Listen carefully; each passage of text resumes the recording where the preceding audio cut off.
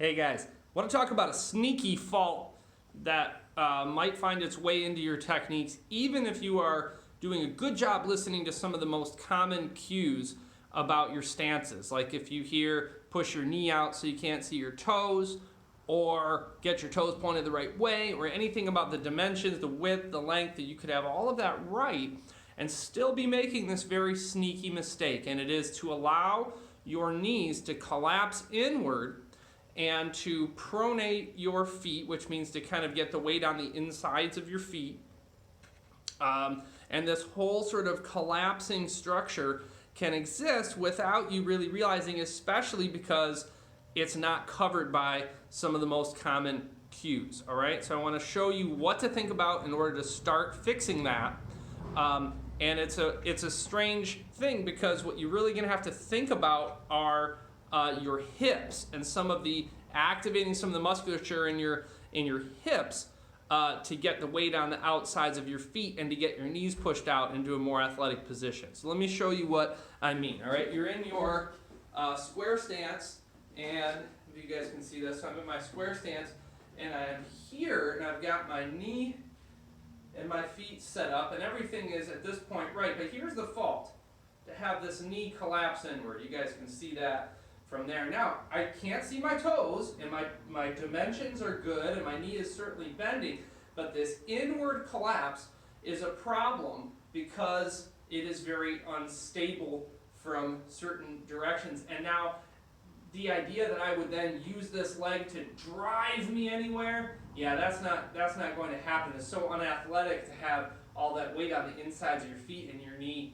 knee drifting in this way.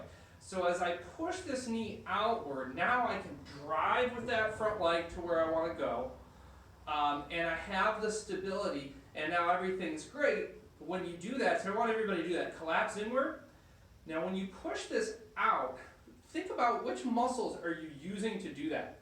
And if you are a collapsed in person, the muscles that are required to do this, right? So there's some of these outer hip muscles, you got glute muscles in there, and a bunch of other complicated hip stuff going on. When you do this though, this activation on the outside here is what keeps these things from collapsing in. And you notice when you pay attention to your feet that when you allow this to happen, weight goes on the inside of your feet. You can see how someone's arch could just be totally lost by having all that weight there. And when you push your knee out, you notice that that weight goes to the outside. Now, when you do this, try to keep your big toe on the floor. All right, so big toe on the floor and knee out. And oh boy, and you really feel that butt gets tight, outside of the hips tighten up. Probably just need to be strengthened right there, guys. And your stance, the stance itself will strengthen that if you are thinking about it, right? If you're using that as an exercise to get yourself a little more strength in some of these muscles that are so underused by a lot of people. T-stance too. If I get sideways here, I know I've got the black pants on, but can you see this? My knee collapsing, so I get like this. My knee collapsing inward. I'm gonna push that out. Tight back here, pulls the knees outward, can sink down, can really explode, can really have some good stability. I want to show you quick.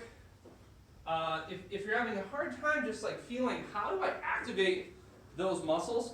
I think a nice thing to do is a monster walk, which will get you a little bit of that, and then also like a clamshell kind of a move. So let's look at those down on the ground. So I'm going to go around the feet with these bands.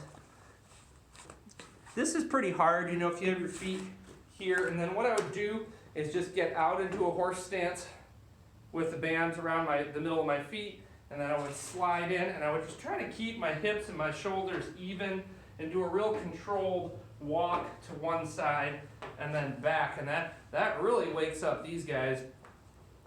Another thing you can do that's maybe a little bit closer to that motion than we were talking about is like a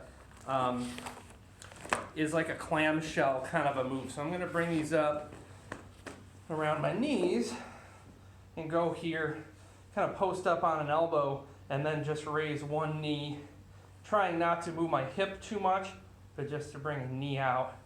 And, you know, you could do some sets like that, you know, relatively high reps, and if you kind of 3 sets of 10 sort of thing. But to me, that, you know, that's gonna strengthen, but also just bring some awareness to a muscle that you need to be able to control, that's going to help you get in better positions. All right, so pay attention for that in your stances. It's kind of the sneaky and invisible fault. Nice job.